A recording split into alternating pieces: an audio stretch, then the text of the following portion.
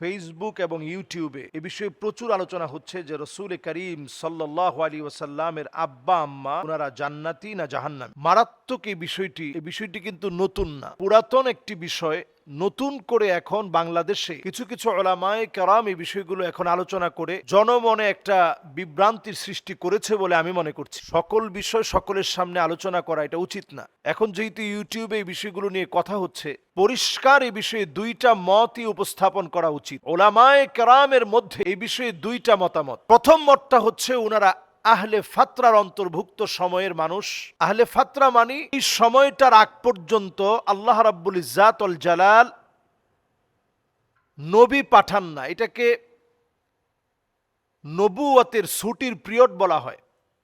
এই আহলে ফাতরার অন্তর্ভুক্ত সময়ে আল্লাহ রাব্বুল ইজ্জাত কাউকে আযাব দেন না, কারণ তখন নবী নেই। হাত্তা নাবআসা রাসূলা, রসুল না পাঠায়া আল্লাহ রাব্বুল ইজ্জাত কারো উপরে শাস্তি দেন না। এবং কোরআনুল কারীমে যদি আমরা দেখি, ওয়া তাকাল্লুবাকা ফিস সাজিদিন, নবীজিকে আল্লাহ তাআলা ওই বংশ পরম্পরা থেকে কবুল করেছেন যারা ছিল সিজদা অবনত।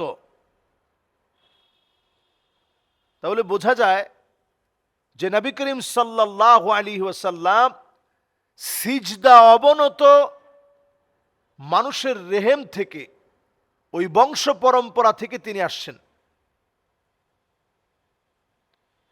এবং নবীজি সাল্লাল্লাহু আলাইহি সাল্লাম হাদিসের মধ্যে বলছেন যে আমি ইব্রাহিম আলাইহিস সালাতু ওয়াস সালামের দোয়া আর ঈসা আলাইহিস সালাতু ওয়াস সালামের বুশরা হচ্ছে আমি, আর আমার আম্মা এমন একটা স্বপ্ন দেখলেন, যেই স্বপ্নে নবীজি সাল্লাল্লাহু আলাইহি সাল্লাম যে পেটে আসছেন সেটা আম্মাজান, নবীজির আম্মাজান এটা আগেই স্বপ্ন দেখছেন, যেটা কুসুর শাম, শাম পর্যন্ত আলোকিত করে ফেলছে। মুহাম্মদ সাল্লাল্লাহু আলাইহি সাল্লামের আগমন শাম পর্যন্ত আলোকিত করে ফেলছে। এবং কোরআনুল কারীমের একটি আয়াত আমি এই জায়গায় বলতে চাই যে কোরআনুল কারীমে আল্লাহ রাব্বুল ইজ্জাত ওয়াল জালাল পরিষ্কার ভাষায় আল্লাহ তাআলা বলছেন, কালামে হাকিমের দিকে যদি আমরা তাকাই তাহলে আমরা দেখব যে রব্বে কারীম বলছেন যে ইন্নাল্লাযীনা ইউযুনাল্লাহা ওয়া রাসূলাহু,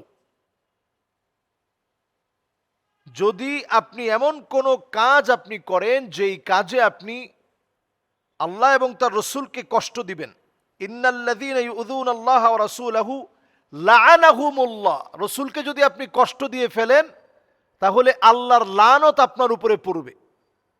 ফিদ দুনিয়া ওয়াল আখিরা, দুনিয়াতেও পড়বে আখিরাতেও পড়বে, লানত আপনার উপরে পতিত হবে। ওয়া আদ্দা লাহুম আযাবাম মুহিনা, কঠিন কষ্টদায়ক যন্ত্রণাদায়ক শাস্তি আল্লাহ রাব্বুল আলামিন আপনার জন্য রেখেছেন। তাহলে বোঝা যায় যে নবী করিম সাল্লাল্লাহু আলাইহি ওয়াসাল্লামের এই বিষয়গুলো নিয়ে উলামায়ে কেরামের দুইটা মত।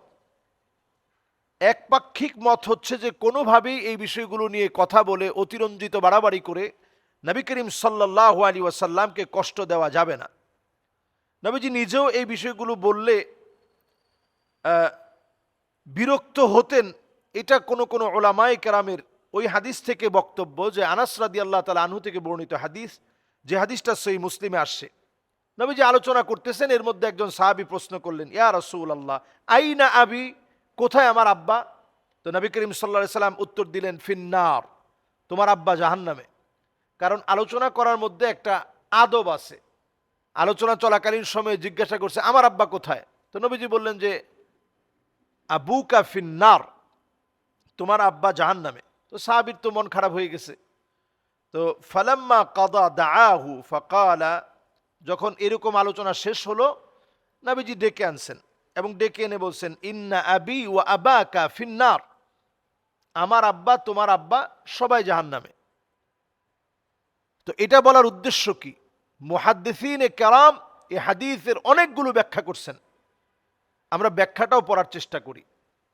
আরবিতে বলে নাই ইন্না ওয়ালিদি, যে আমার বাপ আবি শব্দটা বলছে, ওয়ালেদ বলে নাই। তো ওয়ালেদ না বলে আবুন বলছে কেন? মুহাদ্দিসিনে কেরামের মধ্যে কেউ কেউ বলেন নবীজির চাচাদের মধ্য থেকে আবুল আহাব জাহান্নামে, আবু তালেব জাহান্নামে। তো এই আবুন দ্বারা চাচা উদ্দেশ্য, কেউ কেউ বলেন চাচা উদ্দেশ্য। আরবিতে এই আবুন শব্দটা অনেক ধরনের অর্থ সাপেক্ষ একটি শব্দ, যেটি অনেক ধরনের অর্থকে মিন করে। সুতরাং এখানে ইন্না আবি ওয়া আবাকা ফিন্নার অর্থ হচ্ছে চাচা এখানে উদ্দেশ্য করা হয়েছে। কোন কোন মুহাদ্দিসিনে কেরামি অর্থ নিয়েছেন।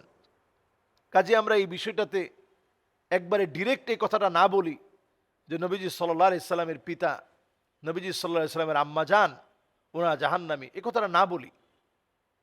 এই কথাটা নিয়ে উলামায়ে কেরামের মধ্যে দুইটা বক্তব্য যুগ যুগ ধরে ছিল।